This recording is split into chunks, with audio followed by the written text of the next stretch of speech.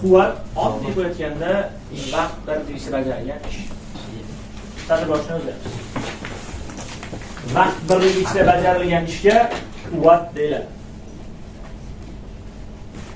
Vaqt birligi ichida bajarilgan ishga quvvat deyiladi. Vaqt birligi ichida bajarilgan ishga quvvat deyiladi.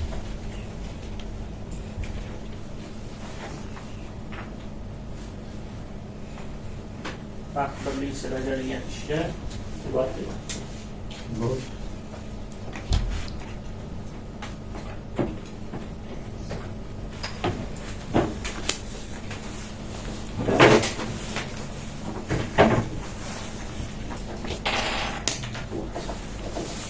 Quvvatni nazarda olsa T harfi yoki mo'ljalli katta N bor. Normal reaks uchun o'sha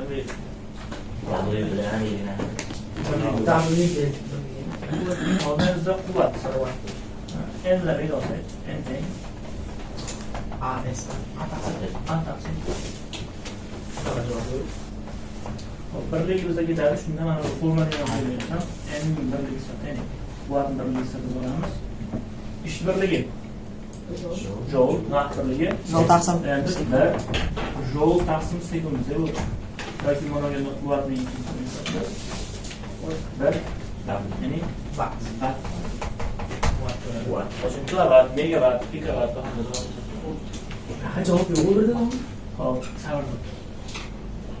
Endi bizda foydali quvvatlar bor. Ularga uchun biz ham faqat tekst qarayotgan ifodani olishimiz kerak. Endi A.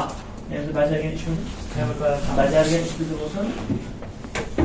F bajargan taqsim. S mas'ul bizda bo'lsin. V bajargan taqsim bo'lsin. F bizda qoladi.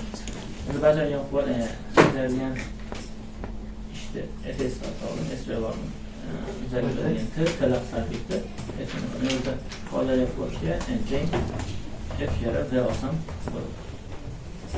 Bu qaysi harakatlarda kelib harakatlarga sistema. Bu foydali.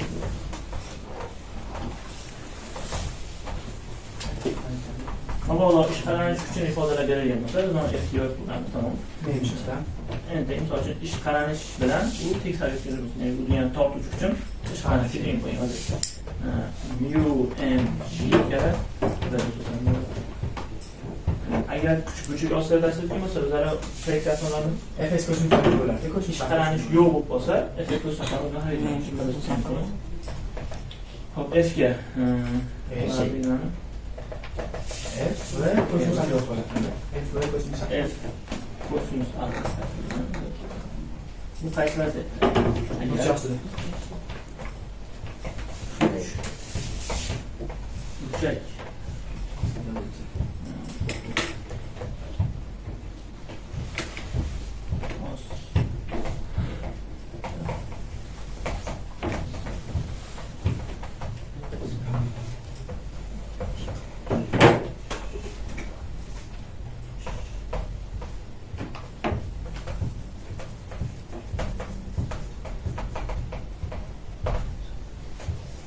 Endi odamlar bu boshli masala chiqadi. Endi bizda bu oxirdagi joylarda bu bir dasturxonli masalasidir. Formulalar allanbazo qo'llanilgan. Ya'ni necha 15 bilan 16. Bu o'zi vahima emas. Buni ketaveradi faqat. Yangiga meni o'tkazib qo'ygan. 15 ta.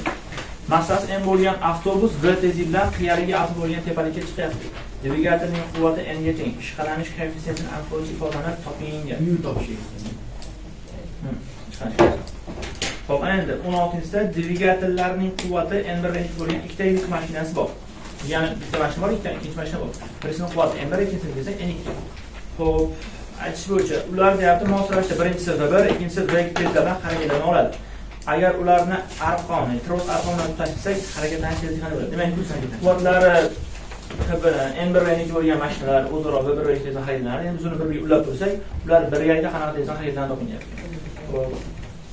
Shu masalalarni endi bir ko'rib chiqamiz. Birinchisi 15-yaxshilab qarab turamiz. Hop, massasi n bo'lgan avtobus v tezlik bilan qiyaligi alf bo'lgan tepalikka chiqyapti. Bu yerda men hech qanday bir tezlanish haqida gap ko'rmadim, so'z ketmadi. Chunki tezlanish yo'q qo'ying. Tekst harakat tortib ko'rishimiz mumkin.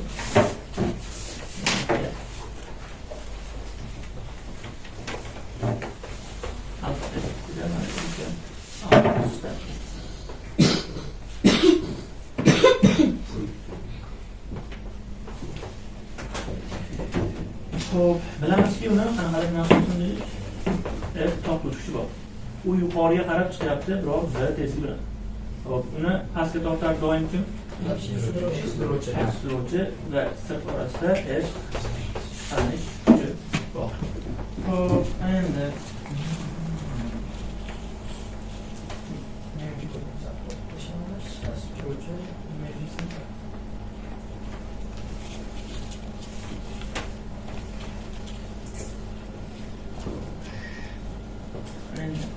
biz bu yerdan S tortishni masalan tekst tortayotgan bo'lsa, sudrauvchi kuchdan chiqqan kuchlarning yig'indisi nima teng bo'ladi?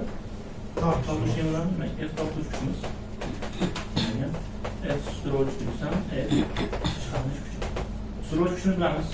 mg sinus alfa umg kosinus alfa.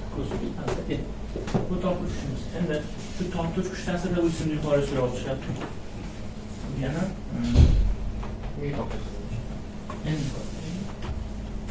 endi taqsim mayli tamam. Xo'p, endi xuddi mana shu joydan bizni o'rganasak. Endi o'zimizga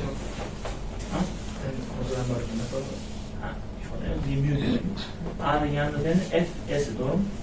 F ko'paytirilgan S taqsim S endi bizda masofa V de tekst qiladigan shu mana unga ketamiz, to'g'ri?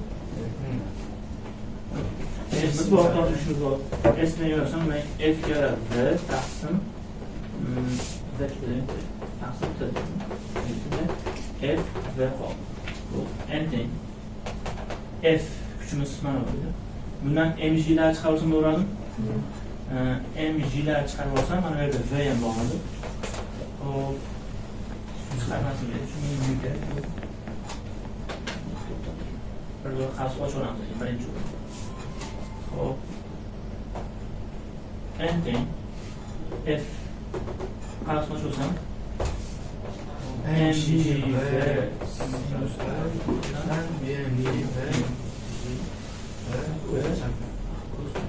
menga mana yerda nyu kerak.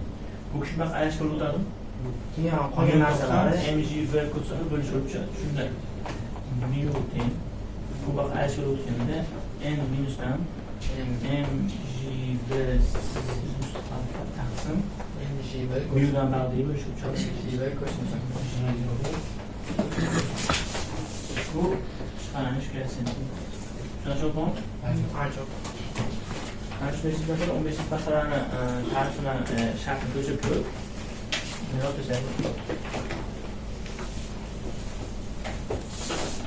keyingisi 16. Xo'p, 16. Dvigatellarning quvvatlari embrionik bo'lgan ikkita yuk mashinasi mos ravishda bir-biriga tezlikda harakatlanmoqda. Agar ularni tros bilan tutashtirsak, harakatlanish tezligi qanday bo'ladi? Buni ham F bilan kelamiz. Demak, N1 birinchisining quvvati F1 ko'paytirilgan V1. Ikkinchisining quvvati nima bo'ladi? N2 F ko'paytirilgan F2 ko'paytirilgan V2 bo'ladi. O'zini tezliklari, o'zining mas'ul quvvatlari a'zoroq. Endi biz N umumiy quvvatni ifodalamoqchimiz. Umumiy quvvat N1 plusdan N2 bo'ladi. To'g'ri? Aytmasam biz buni ifodalab bo'ladi. F umumiy kuchimiz ko'paytirilgan V Xo'p, endi yo'lni boshlaymiz.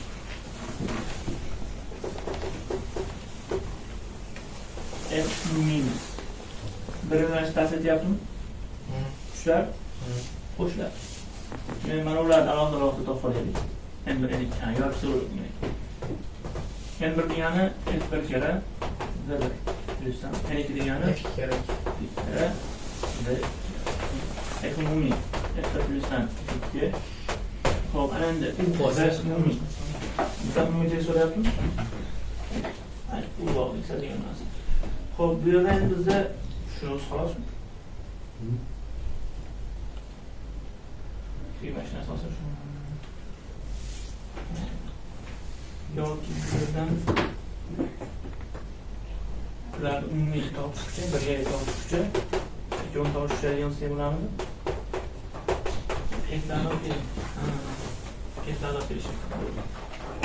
F tortuvchi kuch umumiy kuchimizda 3. F umumiy kuchimiz mana buni. Mana bu kuchsi umumiga n1 kuchdan n2 taqsim va F1 degani n1 taqsim 1 plus n2 taqsim 1 bo'lganda ana shu bo'ladi. N1 va 2 plusdan n2 va 1 taqsim 1 beradi. Yig'ilmoqni kerak. Bu faqat bitta o'tsa, bu pastga tushirib, va bo'lish o'tadi. N1 plus 2 bo'ladi. Bu bitta o'tganda n1 plusdan n2 va 2 va karada taqsim pastga bo'lish o'tishdi. n1 va 2 plusdan 2 va 1. Yana bor. Hali o'siga.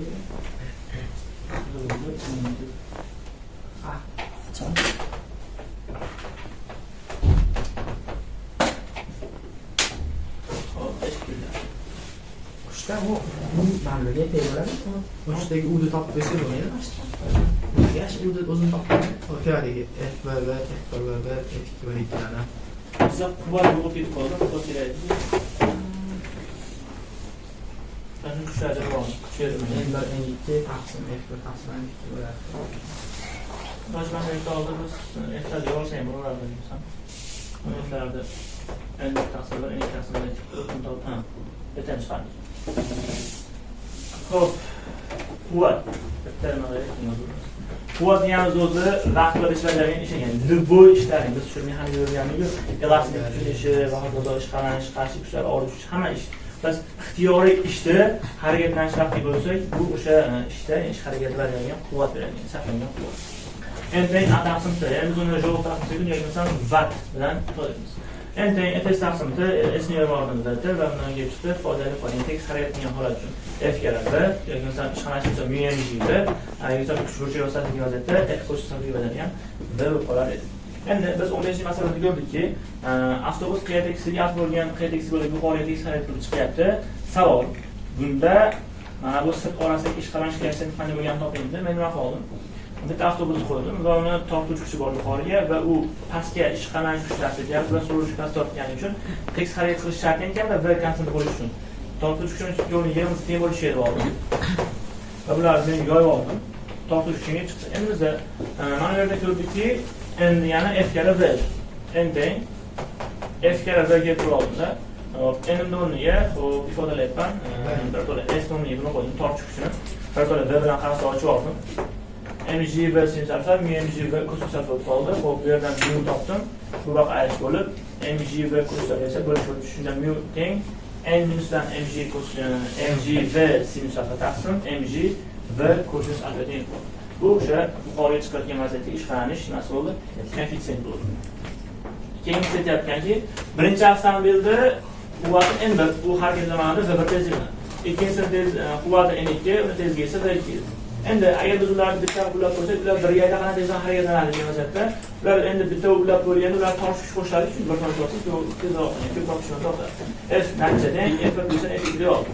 Masalan, shunda F umumiy deganimizda umumiy kuchimiz mana deb bo'lganda, baribir o'lchibsa, N1 plus N2 taqsim 1 umumiy bo'ladi.